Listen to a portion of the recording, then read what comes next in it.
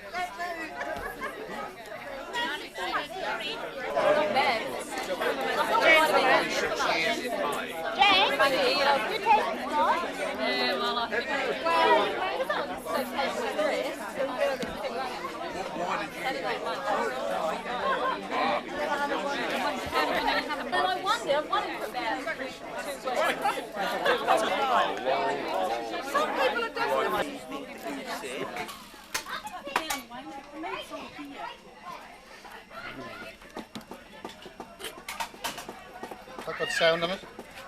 Yeah, a bit to the sound of. Would you like some swearing?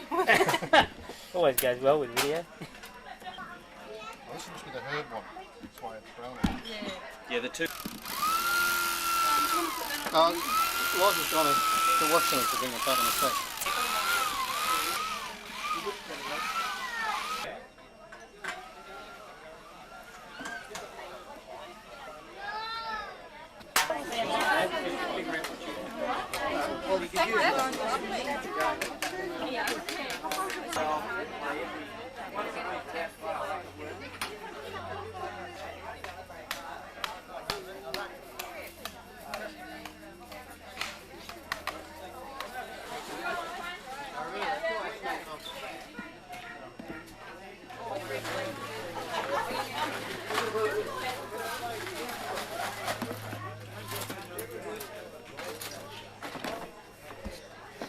The ice doctors.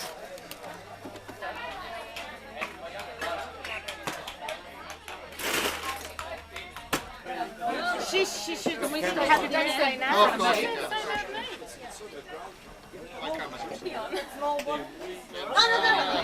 Red one. Something to drink. Yeah. Why? To make a toast. I made it.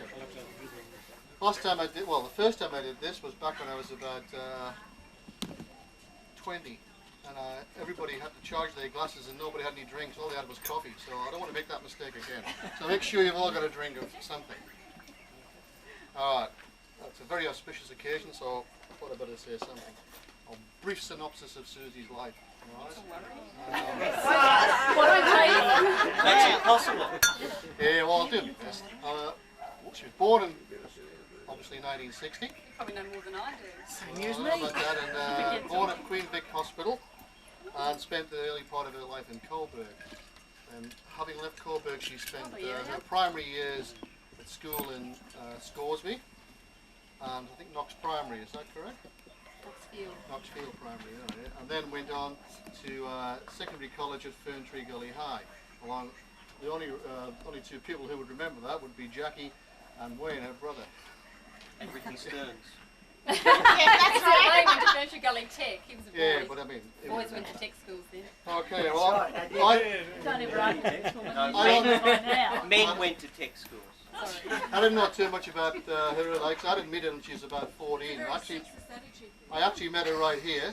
I came with Murray and Doreen and Berger and Betty and a few other people to Val and Robert's barbecue here one day, and I think Susan got the job of looking after the number 1 and 2 daughters and sons of Murray, and it was her sort of hero at that age, and she was so much so that she was the actual... Was she the president of the Appreciation Society? No, she helped with the David Essex Appreciation She Society. helped with the David Essex. What a woman! She's your sister. She's assistant. You're unfair to know you, sir. As I said, that Do your research. was the first time I met her. That was back in 1974. That would have been, yeah. When I first arrived in Australia. Okay, from then on, I met her intermittently as I used to sort of frequent the Brown establishment, and I used to see her. She actually got her first job. She left school and she got a job at the surf dive and ski, which I think lasted 6 weeks before she realised she couldn't do anything like that. And didn't actually know anything about the equipment. So from there she moved to the Box Hill Golf Club, where she was right at home with everybody. And there she was the Girl Friday, whatever you like to call it. She did the payroll, she did the waiting on, she did the reception, she did everything. Okay. And of course this gave her a bit of money. And at that stage her and Jackie were definitely clubbing, because every time I used to come here they would arrive home at 2 or 3 in the morning after being at clubs. Of course, at that stage she would have been one of the first groupies that I ever met, and she was a groupie for bands such as the Ted Mullery Gang. Really, Do you realise it's Ted Mullery's 60th birthday this year? Texas. I'm not sure how many people remember Texas. There's not many. But she always used to tell me in later life that one of her claims to fame was that Swanee. Does everybody remember Swanee? Jimmy Barnes' Jimmy brother. Barnes' brother. Yeah, well, Swanee actually carried her bags one day at Sydney into the hotel at the same time trying to crack onto her, along with Russell Morris, but she tells me she knocked them back. But she did catch a cold from Russell Morris. Yeah, well, I think it hurt these simplex, I know. Well, of course, with all this newfound wealth, she did the obligatory trip overseas with Jackie, who's still her friend, believe it or not. Having gone overseas for a year, you'd amazed that they still remain friends. And during that overseas trip, she did a number of things. Obviously, she stayed a lot in Cyprus with some of Jackie's relatives and learned how to sort of harvest olives and crack them. She went to Ireland again with some of, strange, that's some of your relatives in Ireland too. Cyprus and Ireland, yeah, that rings it. Anyway, over there she learned how to wait on. But can I just say that course. whenever Michael used to come around though, and we'd just got back from the clubs, it'd be, oh, Michael is here. Oh, gee, Michael's coming round. Obviously she had no taste then. Okay, well, she got back, she was out of work, so she had to find a new job, and she started work for where these cards come from, the Farmers and Graziers. You see, we don't throw anything away, we still got this. Farmers and Graziers, and I think I started, shall we say, courting her then, and I used to rush down from work, and I'd be in the Wentworth, that's just been built, and I'd be sitting drinking cocktails with a cocktail waitress, trying to sort of organise new cocktails, waiting for Susan to finish, and then we'd have a few ourselves, and then we'd go off and do something. But I think the highlight of her time at the Farmers and Graziers... I used to go and see bands and all that sort of thing. The highlight of her time there would have been the time she sent...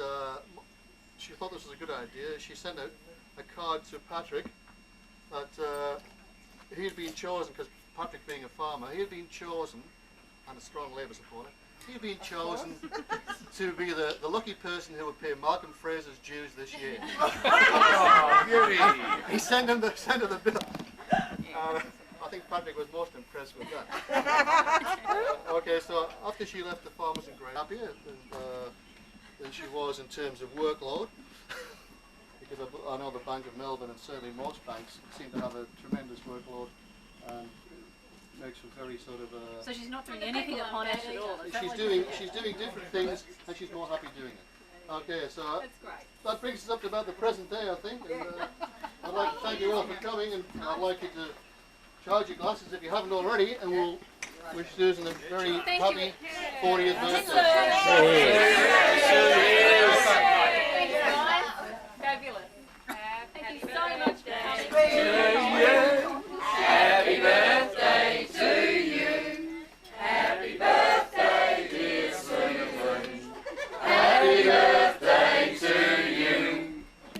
Hooray! Hooray!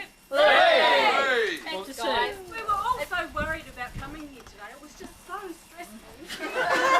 Relax now. We actually wondered what was going to happen. Thanks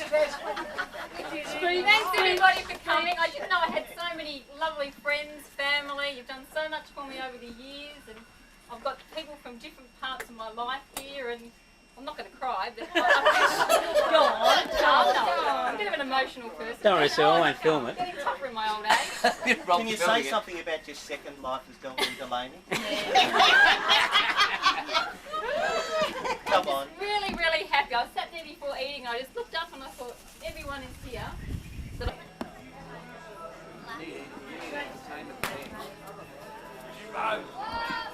Well, feel the guys.